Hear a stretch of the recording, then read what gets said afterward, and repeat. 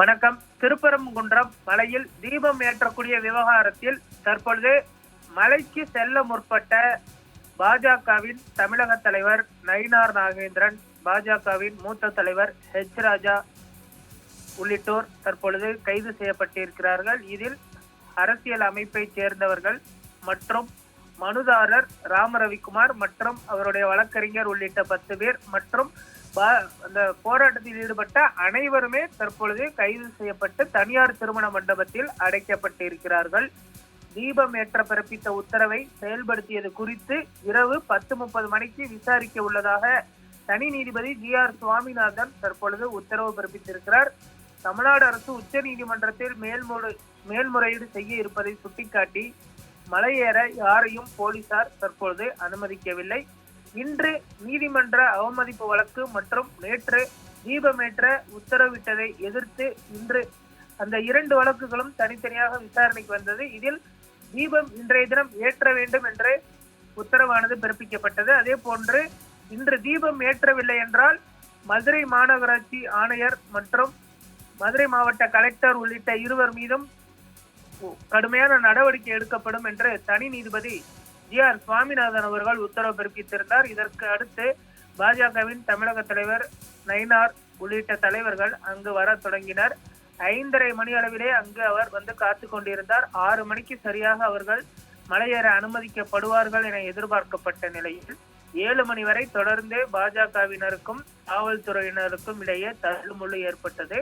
ஒரு கட்டத்தில் அவர்கள் எப்படியாவது மலை ஏறிவிட வேண்டும், தீபத்தை கொளுத்தி விட வேண்டும் என்று அவர்கள் காத்திருந்த நிலையில் காவல்துறையினர் அவர்களை அனுமதிக்கவில்லை. தற்பொழுது 2 தரப்பினருக்கும் இடையே இந்த பிரச்சனை பூதாகரமாக வெடித்திருக்கிறது. திருப்பரங்குன்றத்தில் இன்று தீபம் ஏற்றப்படும் என எதிர்பார்த்திருந்த நிலையில் இன்றும் தீபம் ஏற்றப்படவில்லை. வழக்கமாக ஏற்றக்கூடிய அந்த விநாயகர் கோயில் அருகில் தான் தீபம் ஏற்றப்பட்டிருக்கிறது. இந்த தீபத்தூணில் தீபம் ஏற்றப்படவில்லை. தமிழகம் முழுவதும் அனைத்து கோவில்களிலும் வந்து பார்த்தோமேனால் அமைதியான முறையில் தீப திருவிழா கொண்டாடப்பட்டு வருகிறது. ஆனாலுமே கூட இந்த திருப்பரங்குன்றம் என்பது தற்பொழுது மிகப்பெரிய ஒரு சர்ச்சைகளையும் பேசுபொருளையும் உருவாக்கி இருக்கிறது. திருப்பரங்குன்றம் மலை மீது வழக்கமாக ஏற்றக்கூடிய இடத்தில் தீபம் ஏற்றி இருக்கக்கூடிய சூழலில் தீபத்தூணில் விளக்கு ஏற்ற வேண்டும் என்று இந்து அமைப்பை சேர்ந்தவர்களும் பாஜகவினரும் தொடர்ந்து போராட்டம் நடத்தி வரக்கூடிய சூழலில் இன்று 2வது நாளாகவும் தீபம் ஏற்றவில்லை. இந்த சூழலில் கைது செய்யப்பட்ட அனைவரும் தனியார் திருமண மண்டபத்தில் அடைத்து வைக்கப்பட்டிருக்கிறார்கள். இன்று இரவு 10:30 மணி அளவில் GR சுவாமிநாதன் அவர்கள் இந்த வழக்கை விசாரிக்க இருக்கிறார். 7 மணிக்குள் தீபத்தை ஏற்றி எனக்கு அறிக்கை தாக்கல் செய்ய வேண்டும் அவர் உத்தரவிட்டிருந்த நிலையில் இன்றைய தினமும் தீபம் ஏற்றப்படவில்லை. இதனால் மீண்டும் GR சுவாமிநாதன் அவர்கள் என்ன உத்தரவினை பிறப்பிப்பார் அல்லது அந்த மதுரை மாநகராட்சியின் கமிஷனர் மற்றும் மதுரை மாவட்ட கலெக்டர் மீது ஏதேனும் நீதிமன்ற அவமதிப்பு வழக்கு தொடுக்கப்படுமா அல்லது அவர்களை கைது செய்ய ஏதேனும் உத்தரவு பிறப்பிப்பாரா என்று பொறுத்திருந்துதான் பார்க்க வேண்டும். தற்பொழுது தமிழக அரசிற்கும் நீதிபதி GR சுவாமிநாதருக்கும் இடையான மோதல் போக்கு தற்பொழுது மிகப்பெரிய அளவில் வெடித்திருக்கிறது. திருப்பரங்குன்றம் மலையை வைத்து பல்வேறு சர்ச்சைகளும் அதே போன்று தீபம் ஏற்றுவதில் பல்வேறு முரண்பாடுகளும் எழுந்திருக்கிறது.